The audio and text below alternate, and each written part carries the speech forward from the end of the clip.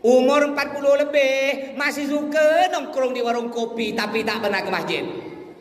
Umur 40 lebih masih suka main judi kolok-kolok, masih suka beli nomor togel. Umur 40 lebih masih suka main perempuan. Ini biasanya sampai mati payah nak berubah. Makanya ayo, mumpung masih hidup, masih sehat, cepat mohon ampun kepada Allah. Ingat sebut saudara, tidak selamanya kita hidup nih.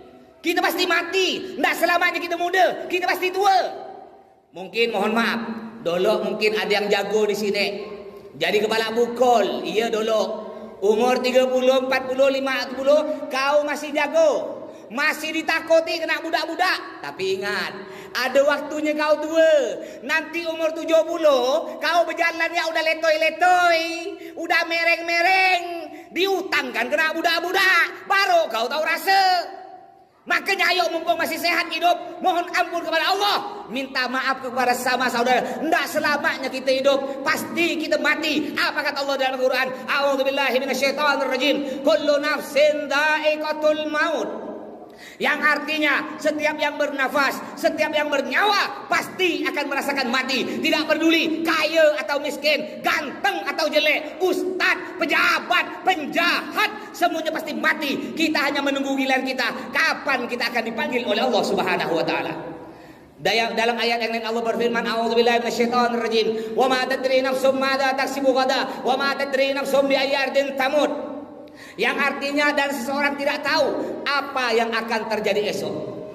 Kita tidak tahu Pak, apakah sekeluar dari masjid ini kita masih hidup? Apakah sekeluar dari masjid ini kita masih sehat? Mungkin di antara yang hadir di sini yang punya istri, yang punya suami, yang punya anak, atau yang punya orang tua bapak emak. Tahun lalu orang tua kita sama-sama raya-raya ke rumah kita. Tahun lalu istri kita sama-sama tarawih di Masjid Darul Falah. Tapi ngapa tahun sekarang mereka tak ada? Mereka meninggal dunia, masuk ke alam baka, dan kita semua pasti akan menyusulnya. Wa ma tadri nafsum bi ayyi ardin tamut, kata Allah. Dan seseorang tidak tahu di mana dia mati.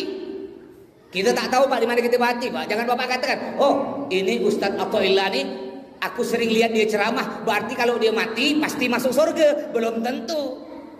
Jangan pula kita berburu sangka ada preman bertato, bertindih, mabuk, lalu kita bilang kau mati pasti masuk neraka. Belum tentu. Bisa jadi oleh Allah si ustaz dibalik hatinya hingga jadi penjahat, si penjahat dibalik hatinya hingga jadi ustaz. Allah Maha Kuasa.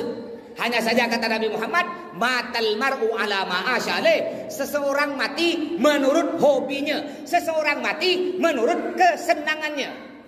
Kalau kita hobi 5 waktu ke masjid, insya Allah meninggal di masjid. Hobi beribadah, insya Allah meninggal dalam keadaan ibadah. Tapi kalau hobinya bermaksiat, hobinya narkoba, hobinya berjudi, hobinya nongkrong di warung kopi, tapi tak pernah ke masjid, insya Allah matinya di warung kopi. Na'udzubillah min dzalik. Mudah-mudahan oleh Allah kita diberi umur yang panjang, masih bisa bertobat kepada Allah, masih bisa 5 waktu ke Masjid Darul Falah. Mudah-mudahan anak kita semua jadi anak soleh solehah. Ya Allah, ampunilah dosa-dosa kami, terimalah amal ibadah kami. Jangan kau cabut nyawa kami ya Allah, kecuali kau telah menghapus seluruh dosa-dosa kami. Ya Allah, ampunilah dosa kedua orang tua kami ya Allah. Rindu kami kepada kedua orang tua kami ya Allah. Rindu kami kepada senyum mereka. Bahkan kami rindu kepada omelan-omelan dari kedua orang tua kami ya Allah. Namun sekarang kedua orang tua kami telah tiada, telah meninggal dunia. Tahun lalu kami masih bisa melihat wajahnya, tahun lalu kami bisa mencium kakinya, tapi sekarang kami cuma bisa mencium batu nisannya ya Allah. Ampunilah dosa kedua orang tua kami, masukkanlah kedua orang tua kami ya Allah di dalam surgamu bersama Nabi Muhammad sallallahu alaihi wasallam. Rabbana atina fid dunya hasanah wa fil akhirati hasanah wa qina adzabannar. Walhamdulillahi rabbil